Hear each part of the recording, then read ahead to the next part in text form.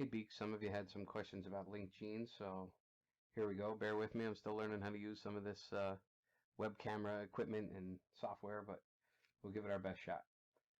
So with linked genes, we know that we're crossing some flies here in Thomas Hunt Morgan's classic cross here. We have a normal-bodied fly with normal wings, okay, and that's what we call the wild type. You can see it's all dominant. Over here we have the black body and vestigial wings. Those are all recessive. And you can see the notation we use for fruit flies is you take whatever the mutation is. In this case, instead of a normal body, it has a mutant black body. So you write BL plus to show that it's normal, right? And then the vestigial wings are the mutant, okay, VG. So then the normal wings would be VG plus. Okay. So what could either of these flies give their offspring? Well, in this parental cross, it's pretty obvious, right? This fly right here has no choice. What's she going to put in her eggs? Well, she can give one copy of each gene, right? Just like us, these flies are diploid. So she's going to give a BL plus allele, and she's going to give a VG plus allele in her eggs. And this guy in his sperm, same thing. He can only give BL and VG. So technically, oops, sorry about that. There they are. There's your cross. Now, what would the offspring be? Well, obviously the offspring have to get one copy of each gene from each parent, okay, or one allele from each parent. So there's our offspring. Okay. So hopefully that makes sense to you. If not, just go back and look at your two gene cross problems that we did together. This is not an accurate Punnett square, by the way. This is just understanding that you understood how we got this parent right here and this parent right here. That's all that they could possibly put in their gametes. Okay, so moving right along, here we go.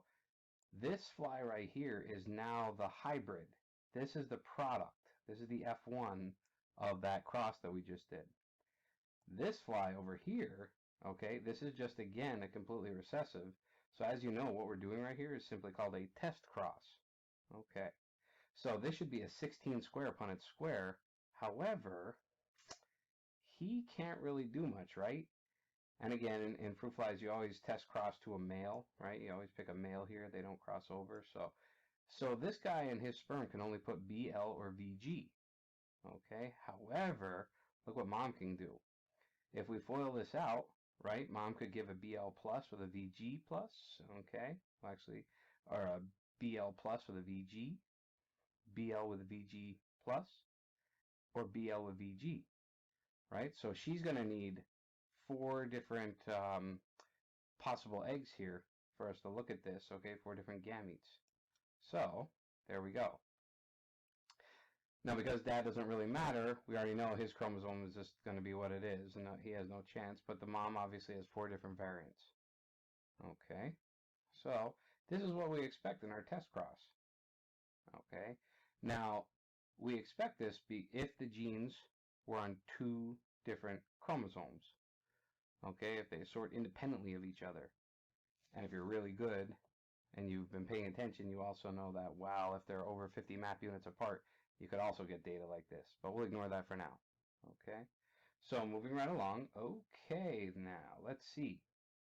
We can see that we have 2 types of offspring here. We have the parental type. Okay, this looks just like in the F1 cross here. This looks just like mom, and this looks just like dad.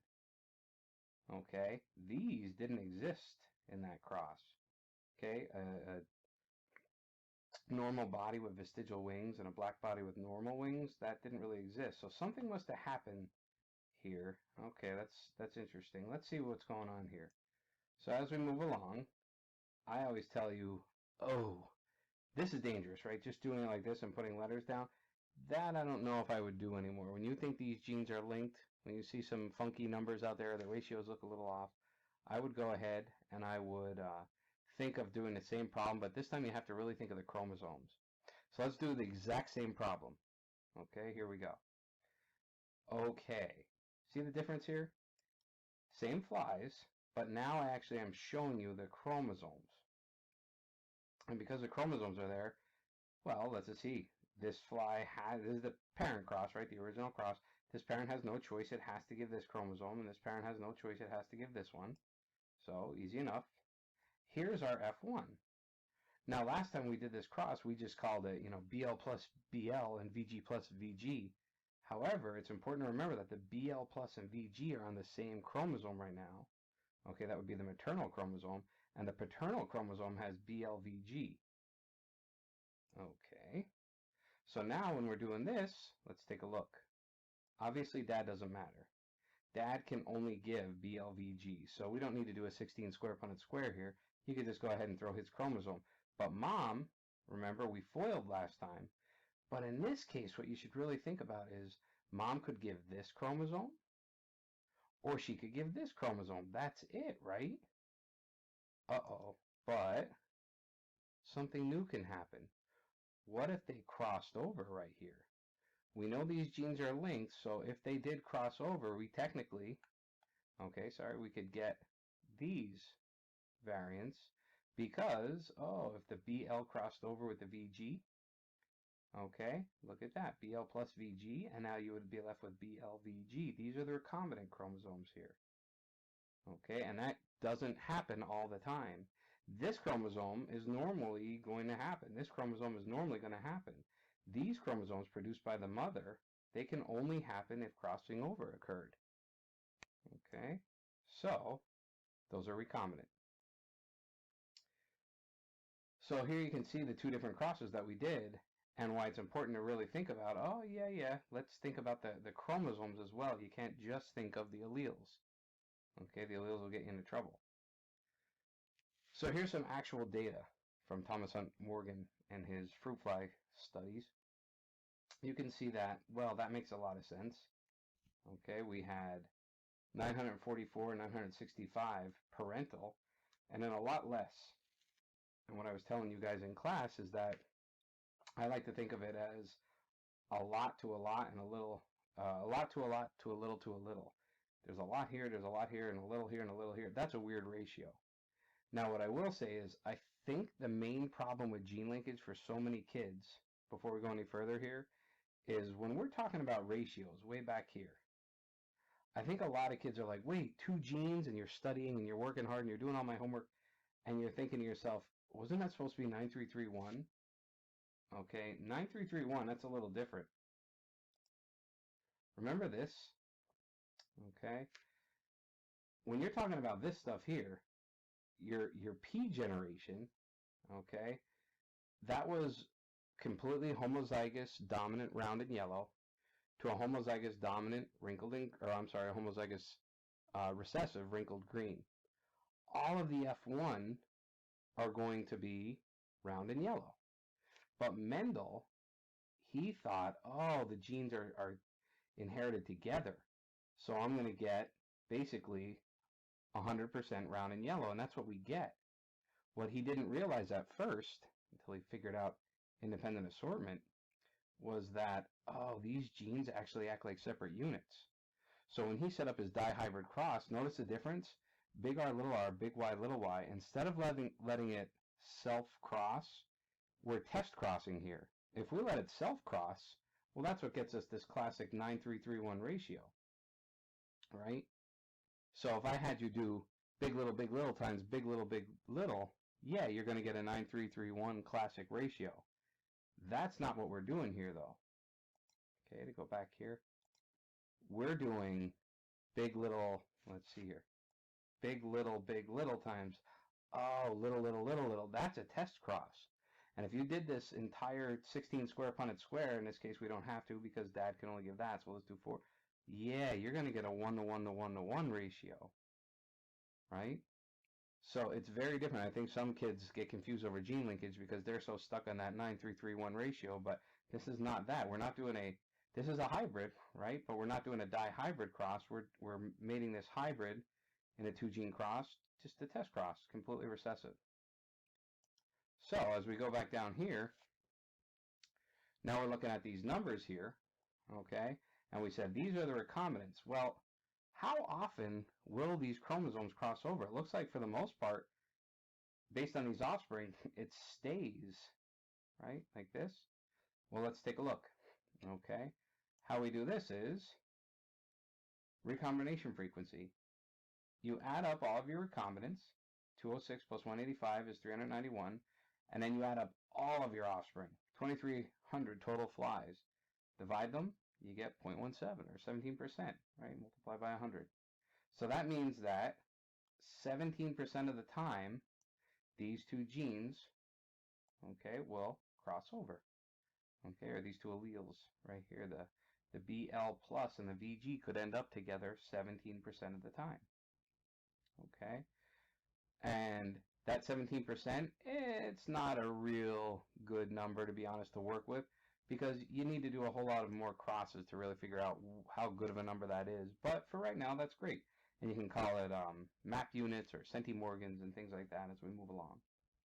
Okay, so these genes are about 17, or they'll cross over 17% of the time. If I had another gene right here, X, I would hope that you would say, oh, gene X crosses over with VG, probably, I don't know, 25% of the time. The further you get, the more likely you're going to cross in between, right? It makes sense. Whereas if there was another gene right here, let's call it gene A, I would say A and BL would barely ever cross over, right? There's such little room in here. Okay. So, did you understand that? Do you get gene linkage? Well, let's try some problems together. So here we go, number one, and you should read this and then maybe pause the video, okay, and then I'll solve it with you. So while in her college genetics class, a former beak of mine ran through Thomas Hunt Morgan's classic fly cross by mating a wild-type fruit fly, heterozygous for a gray body color and normal wings, with a black fly with vestigial wings. Well, right there you know it's dominant, right? Heterozygous, gray, and normal would mean that those are dominant, okay? So, with vestigial wings, with black fly with vestigial wings. So there's your test cross, basically, right? You're doing a test cross here. Completely dominant, well, heterozygous dominant to completely recessive. So the offspring had the following phenotypic distribution. Oh, there's that ratio again. It's not a 1 to 1 to 1 to 1 like we would expect with a test cross. It's a lot to a lot to a little to a little. So something interesting is happening here. These genes do not appear to be sorting themselves independently. So, what I would like you to do for this problem is figure out what is the recombination frequency between these genes for body color and wing size, and does this data match Thomas Hunt Morgan's for this cross? Does it make sense that it would or wouldn't? Okay. So, go ahead and pause the video if you need to for a second and give it a try. Okay, hopefully I had a minute there to give this a whirl.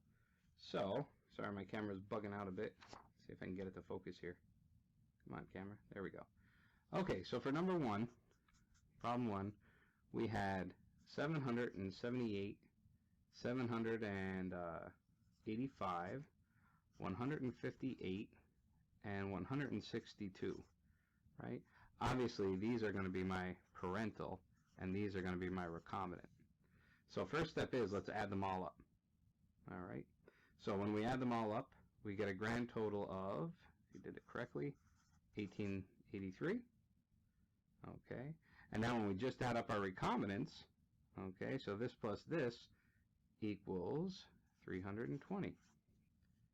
So to get my recombination frequency, it's just going to be 320 divided by 1883, and that gives us 17 times 100, 17%. So does this match Thomas Hunt Morgan's cross? Yes, it does, which makes sense, right? The genes don't change over time, they don't move around. Well, that's some advanced bio there, but yeah, that should match the cross and looks good. Okay, let's go ahead to problem number 2, see how that goes. So in her next experiment,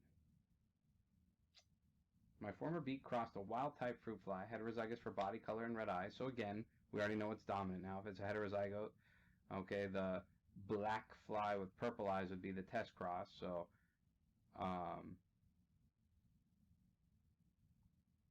probably should say normal body color there. But anyway, heterozygous for body color, we already know that the normal body color is dominant. So gray is dominant over the black and red eyes. So we're going to test cross it to a black fly with purple eyes.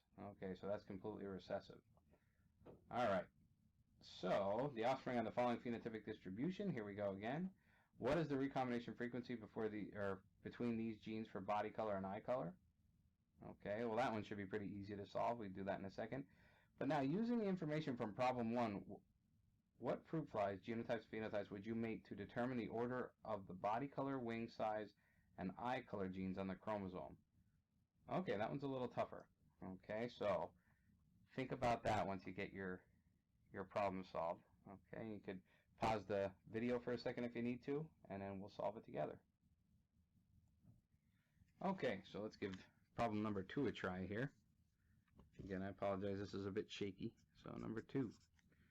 Okay, for this one we knew that there was 721, 751, 49, and 45.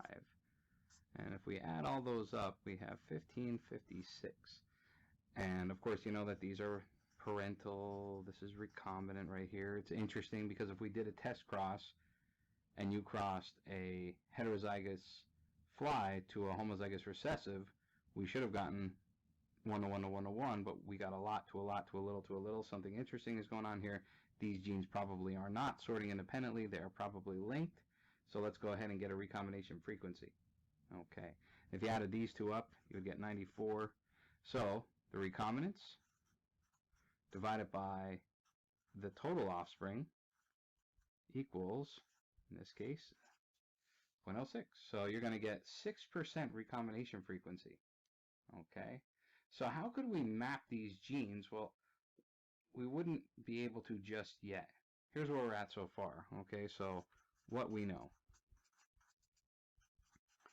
We now know that the body color gene is 17% away, or 17 map units or centimorgans away from the wing size gene. Okay, normal or vestigial.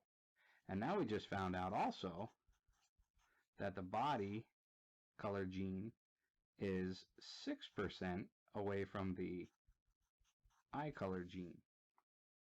Okay. So what that obviously tells us then, if body is linked to wing, okay, and body is linked to eye, well then wing and eye must be on the same chromosome, right? So what we would really need to do if we wanted to map out a chromosome here and say, oh, well, here's where the genes are, okay, we would have to figure out, well, how far apart is wing and eye. Now, how in the world would I do that? What would my former student have done in the lab? Well, she would have taken a wild type, heterozygous again, big little, right? And in this case, she would take a wild type, okay, heterozygous for normal wing and red eyes, right? And she's going to cross that and do a test cross.